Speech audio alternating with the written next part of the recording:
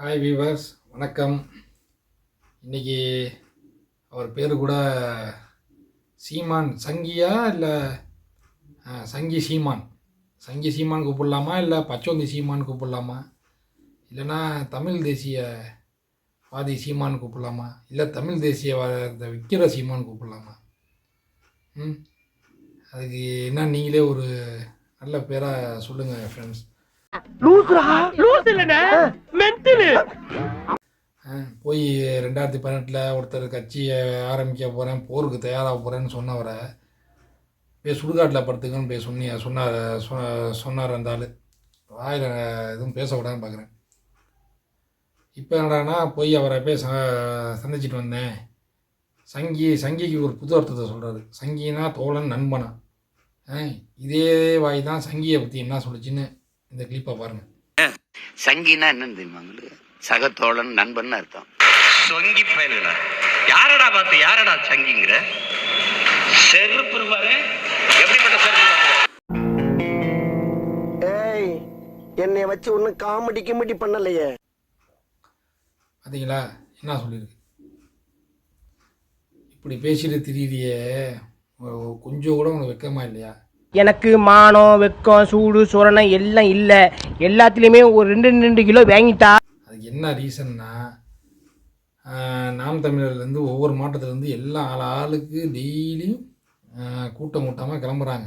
என்ன காரணனே சொல்லாமல் கிளம்புறாங்க. இல்லை நல்ல கட்சி தான் இருந்தாலும் நாங்கள் விலகிறோங்கிறாங்க. ஏன் இவ்வளோ நாள் விலகாதவங்க இப்போ ஏன் விலகிறாங்க?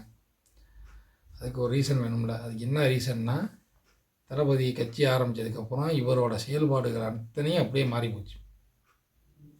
அதுதான் காரணம், வேறு ஒன்றும் காரணம் கிடையாது. அதனால் யாருக்கும் பிடிக்கல. இப்போ இதை போய் என்ன சொல்லிட்டு தெரிஞ்சார், தமிழன் தான் ஆளணும், வேறு யாரும் ஆளக்கூடாதுன்னு சொல்லி தான் ரஜினியை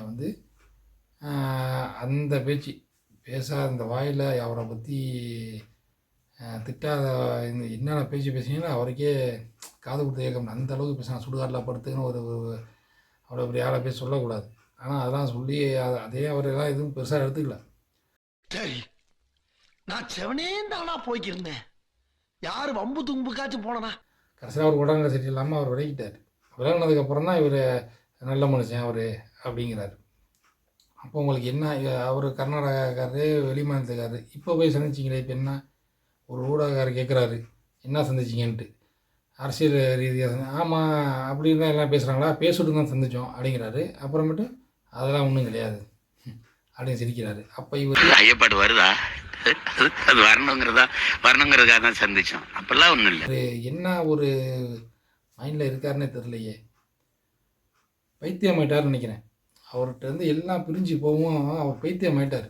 இப்போ போய் இதை போய் சந்திச்சிருக்காருல்ல ரஜினி சாரை. இதுக்கப்புறம் பார்த்தீங்கன்னா இன்னும் நிறையா பேர் விளையிடுவாங்க. இப்போ அவர் தம்பிகள்லாம் எல்லாத்துலேயும் விஜய் ரசிகர், ரஜினி ரசிகர்லாம் சண்டையை போட்டுட்டு இருக்காங்க. திமுக காரன்லாம் சண்டையை போட்டுட்டு எல்லாம் அவங்க இருக்காங்க. ஆனால் இவர் போய் எல்லாத்தையும் இணக்கமாயிட்டு இருக்காரு. இதை பார்க்குறப்ப அவங்க என்னென்ன பண்ணுவாங்க, ஐயா சாமி இதே சங்கத்தமே வேணாம், நான் இதோட கிளம்புறோன்னு சொல்லிட்டு எல்லாம் கிளம்பிடுவாங்க. அங்கிட்டு ஒரு ஆள் இந்த அவர் தம்பி, அடுத்த தம்பி ஷாட்டை, அவர் ஒரு சேனல் வச்சுட்டு அவர் இஷ்டத்துக்கு ரஜினி அந்த பேச்சு பேசிட்டு இப்போ ரஜினியை போய் சந்தித்ததுக்கு சங்கிக்கு விளக்கம் சொல்கிறாராம். காலைல ஒரு வீடியோ, சாயந்தரம் ஒரு வீடியோ. சங்கினா என்ன, சொங்கினா என்ன அப்படின்னு சொல்லிகிட்டு இருக்காரு. உங்களெல்லாம் எதை கொண்டு இது பண்ணுறதே தெரில.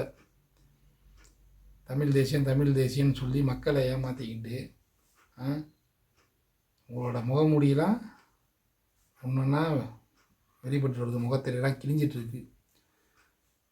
உஷாராக இருந்துக்கங்க நாம் தமிழர் தோழர்களே. எல்லாம் யோசனை பண்ணி ஒரு முடிவு எடுங்க. இவர்கிட்ட இருந்தீங்கன்னா இவர் பைத்தியமாயிட்டார்னு நினைக்கிறேன். போக ஒன்று என்னென்ன இதெல்லாம் பார்க்க போகிறோன்னு தெரியல. தளபதி விஜய் கட்சி ஆரம்பிச்சிலேருந்து இவர் உண்மையிலேயும் பைத்தியமாயிட்டார். இவர் தான் அடுத்த இது வரலான்னு இருக்கப்போ தளபதி வரோம், தளபதிக்கு இவ்வளோ மாசு இருக்கிறத பார்த்தோன்னே, மக்கள்கிட்ட இவ்வளோ செல்வாக்கு இருக்கிறத பார்த்தோன்னா அவருக்கே என்ன பண்ணுறதுன்னு தெரியல. கடைசியில் போய் ரஜினி காலில் போய் விழுந்துட்டார். தலைவா, நீங்கள் தான் நம்மளுக்கு உங்கள் ஆளுங்கிட்ட சொல்லி நம்மளுக்கு ஓட்டு போட சொல்லி ஏதாவது பண்ணுங்கள், விஜய் எதுக்கிறதுக்கு வேறு வழியே இல்லை எனக்கு, நீங்கள் தான். இவரோட அடுத்த ஆள் சாட்டை அஜித் ஃபேன்ஸ்கிட்ட போயிட்டாங்க. அஜித் ஃபேன் தான், நான் அஜித்தோட ஃபேன் அப்படின்னு சொல்லிட்டு அவர் ஒரு பேட்டி கொடுக்குறாரு. இப்படி ஆள்கிட்ட போய் இப்படி போய் காலில் கொடுக்குறீங்க. இதோட கேவலம் வேறு எதுவும் இல்லை. ஓகே ஃப்ரெண்ட்ஸ், நாளைக்கு மீண்டும் ஒரு வீடியோவில் பார்ப்போம். நன்றி, வணக்கம்.